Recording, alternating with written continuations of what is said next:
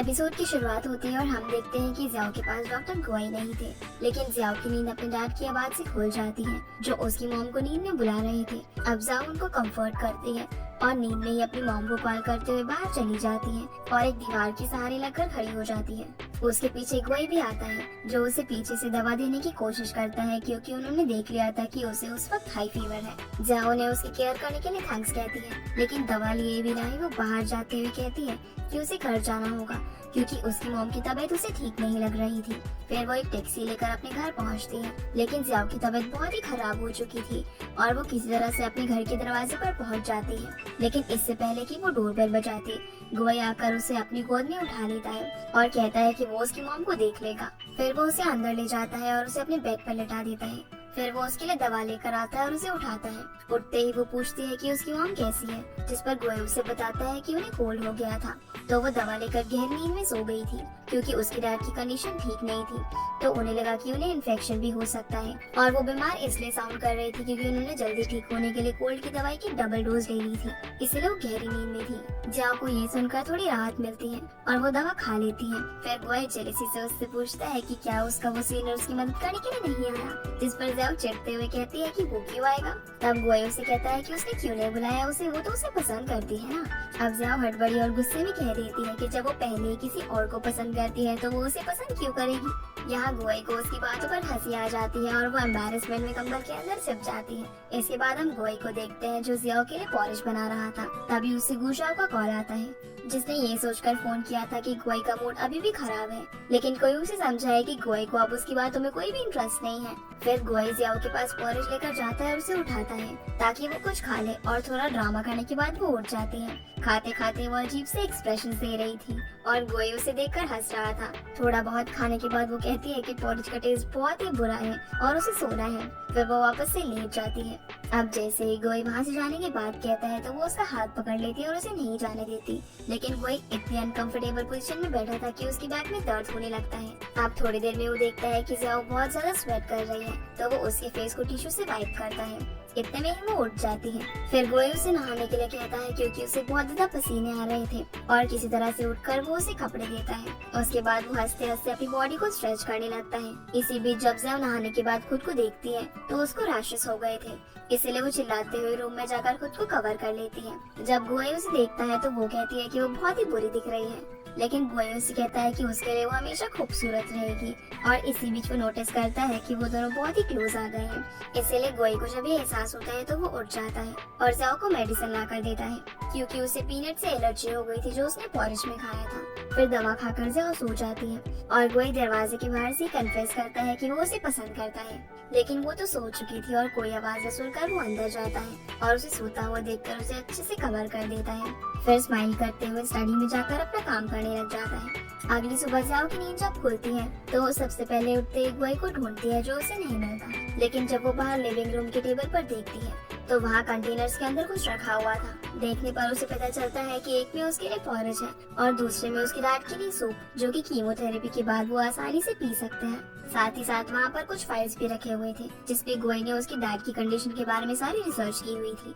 अगले सीन में हम जियाओ को हॉस्पिटल में देखते हैं जहाँ उसकी मॉम उससे उस कंटेनर को देखकर पूछती है कि उसे कहाँ से मिला, जिस पर वो झूठ बोल देती है कि उसने रास्ते में खरीदा है। अब इससे पहले वो कोई और सवाल पूछते, वो उनसे किसी इम्पोर्टेंट बात के बारे में बात करने के लिए कहती है। दूसरी तरफ जियाओ के फीवर और कोल्ड की वजह से गुआई को भी कोल्ड हो गया था और डॉक्टर दो के पूछने पर वो कहते हैं कि उन्हें एक बिल्ली से हुआ है। सीन वापस से जियाओ और उसकी फैमिली पर शिफ्ट होता है जहाँ उसकी मॉम उस फाइल को पढ़ रही थी जो डॉक्टर गुआई ने बनाई थी। जियाओ कहती है कि चाइना में ही अभी सबसे अच्छा कैंसर का ट्रीटमेंट है और उन्हें बाहर जाने के बारे में सोचने से पहले सारे फैक्टर्स को देख लेना चाहिए। उसके मॉम डैड को भी यही सही लगता है और उसकी मॉम कहती है कि वो लोग यहीं पर रहेंगे। वैसे भी यहाँ पर अच्छी फैसिलिटीज हैं और गुआई जैसे केयरिंग और रिस्पॉन्सिबल डॉक्टर्स उन्हें नहीं मिलेंगे। सभी लोग इस डिसीजन से खुश थे और गुआई भी ये बात सुन लेता है। गुआई और जियाओ एक दूसरे को देख लेते हैं और यूं ही उन दोनों की आंखों से आंसू बह जाते हैं। सीन चेंज होता है जहाँ पर जियाओ और उसकी पूरी फैमिली टेंशन में थी क्योंकि मिस्टर लिन की रिपोर्ट्स आने वाली थी। तभी गुआई का कॉल आता है जो उन्हें बताता है कि मिस्टर लिन का कैंसर कीमोथेरेपी से ठीक हो रहा है। ये सुनकर सभी लोग खुशी से हंसने लगते हैं और जियाओ अपने पेरेंट्स को खुश देखकर रोने लगती है जो गुआई भी फील करता है। अगले सीन में हम जियाओ को सेंसर के साथ देखते हैं, जहाँ वो डॉक्टर गुआई को गिफ्ट देने के लिए पूछती है और थोड़ा इरिटेट होने के बाद सेंसेन उसे कहती है कि उसे डॉक्टर गुआई के लिए चलो बजाना चाहिए और यही उसकी ट्रू फीलिंग्स होंगी। अगले सीन में हम जियाओ को अपने रूम में किसी डेड बॉडी की तरह बैठी हुई देखते हैं और वो अचानक से खड़ी होकर अपना चेलो लिए कहीं पर जाने लगती है। उसकी माँ उसे देखकर पूछती है कि क्या वो जंग लड़ने जा रही है, जिसके जवाब में वो हाँ कहती है। हॉस्पिटल पहुंचकर जियाओ डॉक्टर गुआई से कहती है कि वो उनके लिए चेलो प्ले करना चाहती है, जिसके लिए वो हाँ कहता है और उसे छत पर चलने के लिए बोलता है।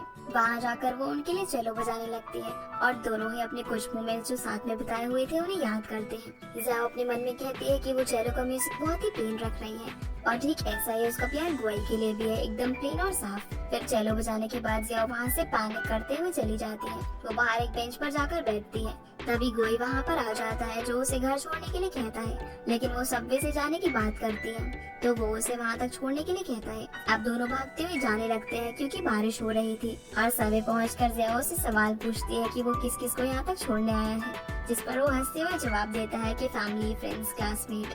अब जाओ फिर से उसे सवाल करती है कि अगर ऐसा है तो वो उसकी कौन है, जिस पर गुआई कोई जवाब नहीं देता और उसे वहीं रुकने के लिए कहकर कहीं पर चला जाता है। वो एक वेंडिंग मशीन से पेप्सी लेता है और उस पर कुछ लिखता है। इसके बाद वो जियाओ को उसे देता है। फिर जियाओ से लेकर सबवे में चढ़ जाती है और वो दोनों इसी तरह एक दूसरे को देखते रहते हैं। सीन चेंज होता है जियाओ जहाँ पर घर पहुँच गई थी और उस पेप्सी की बोतल को देखकर वो उसे पीने का सोचती है, लेकिन फिर कुछ सोचकर वो उसे रख देती है। दूसरी तरफ गुआई खुश हो रहा था कि फाइनली उसके और जियाओ के बीच की प्रॉब्लम थोड़ी ठीक हो गई है और उस मोमेंट को सोचकर वो हंस रहा होता है जब उसने उस बॉटल पर कुछ लिखा था। तभी डॉक्टर तो आता है और उसे बताता है कि कल उसकी कॉन्फ्रेंस है और कहता है कि वो उसी पुराने कॉलेज में ही है। गुआई ये सुनकर खुश हो जाता है और जियाओ के दिए हुए फ्लावर पॉट को देखकर हंसने लगता है, ये सोचकर कि वो दोनों कल फिर से मिलेंगे। अगली सुबह जियाओ अपनी कॉलेज के मेडिकल बिल्डिंग की तरफ जाती है, जहाँ उसे सभी डॉक्टर्स मिलते हैं और वहाँ पर गाओशी भी थी। जब गाओशी को ये बात पता चलती है कि डॉक्टर गुआई ने जियाओ को डिनर के लिए बुलाया है तो वो पूरी कोशिश करती है कि वो उन्हें अकेले ना जाने दे और ऐसा ही होता है। गुआई को सभी के साथ जाना पड़ता है, लेकिन वो सभी जियाओ को भी अपने साथ ले जाते हैं। वहाँ पर गुआई सिर्फ जियाओ को ही टाइम दे रहा था और उसी के साथ बिजी था, जो देखकर गाओशी को बिल्कुल भी अच्छा नहीं लगता। इसी बीच एक सीनियर प्रोफेसर गुआई को अपने पास बुला लेते हैं, जो गाओशी के बगल की सीट थी, जिसे देखकर गाओशी को थोड़ा अच्छा फील होता है, लेकिन गुआई तो उसकी तरफ देखता भी नहीं है और बस उन्हीं प्रोफेसर से बात करता रहता है। तभी गुआई को किसी का कॉल आता है और वो जियाओ को एक स्माइल देकर वहाँ से कॉल अटेंड करने के लिए चला जाता है। फिर सभी बात करने लगते हैं और इसी बीच सब गाओशी और गुआई की शादी की बात करने लगते हैं कि वो दोनों जल्दी ही शादी करेंगे और उन्हें अब और वेट नहीं करना चाहिए क्योंकि वो दोनों कॉलेज के दिनों से ही साथ में हैं और भी बहुत कुछ। गाओशी सभी की बातें सुनकर शर्माने लगती है और खुश भी होती है। ये सब खुद जियाओ के सामने ही हो रहा था और वो ये सब सुनकर थोड़ा अनकंफर्टेबल हो जाती है और सभी से सॉरी कहकर वहाँ से चली जाती है। फिर वो रास्ते पर रोते हुए चलने लगती है और खुद से कहती है कि वही बेवकूफ है जो वो डॉक्टर गुआई के साथ रहती है। उसे तो पहले से ही क्लियर साइंस मिल रहे थे कि गुआई और गाओशी का कुछ चल रहा है और सभी लोग भी उनकी शादी की बातें कर रहे हैं। वही डॉक्टर दो को भी सब अच्छा नहीं लग रहा था क्योंकि वो तो समझता है कि गुआई जियाओ को पसंद करता है। तभी डॉक्टर गुआई वापस आ जाता है और जियाओ को वहाँ पर ना देखकर वो परेशान हो जाता है।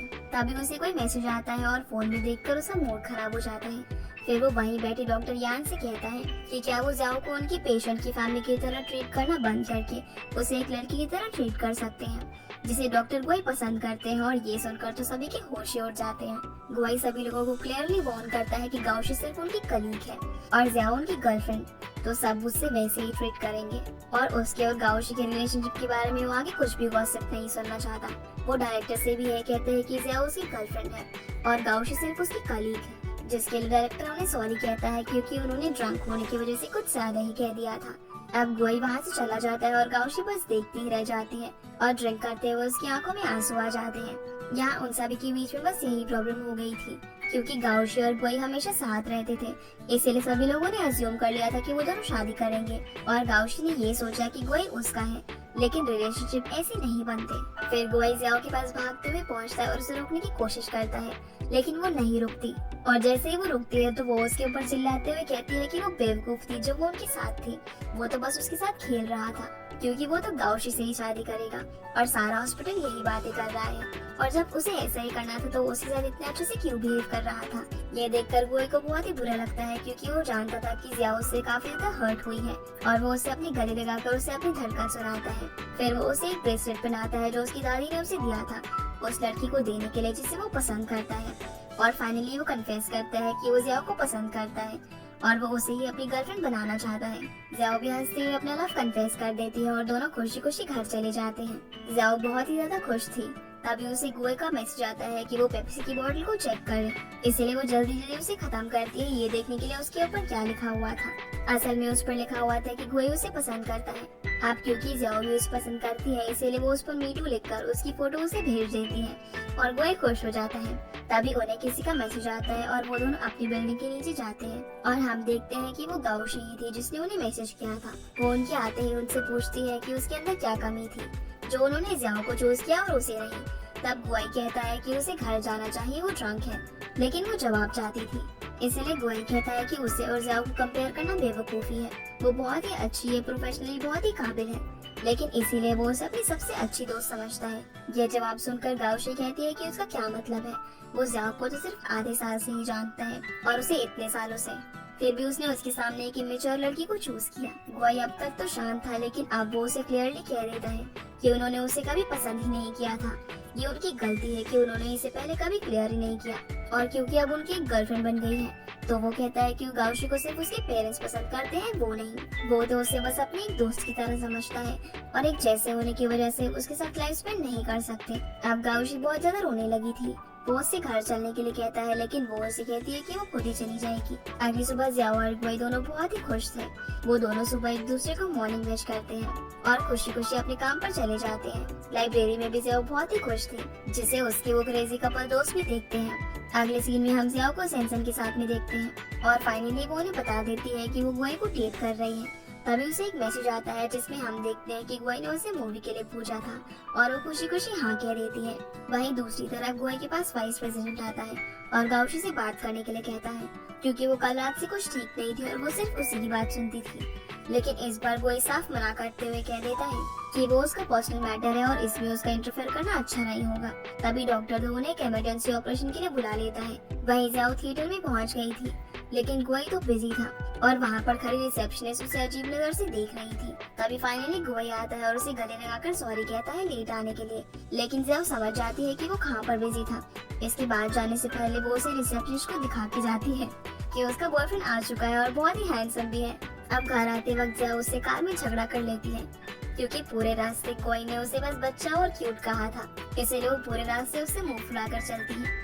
घर पहुंचने के बाद गुआई उसे मनाने के लिए वीकेंड पर वेकेशन पर जाने के लिए कहता है। अगले सीन में हम जियाओ को सेंसन की कैफे में देखते हैं, जहाँ पर डिस्कशन हो रहा होता है। तभी सेंसन प्लान करती है और गुशाओ के फोन से कॉल करके गुआई को उनके साथ चलने की परमिशन मांगती है, जो वो दे देता है। फिर जियाओ उन दोनों को उसके लिए ड्रेस खरीदने के लिए कहती है, लेकिन दोनों ही बहाना बनाते हैं और बस इसी के साथ ये एपिसोड यहीं पर खत्म हो जाता है। तो गाइस ये थे आज के वीडियो एंड आई होप आप लोगों को ये वीडियो पसंद आई होगी। तो इस वीडियो को लाइक कर चैनल को सब्सक्राइब जरूर कीजिएगा। आपसे फिर मिलते हैं अगले एपिसोड में, तब तक के लिए गुड बाय।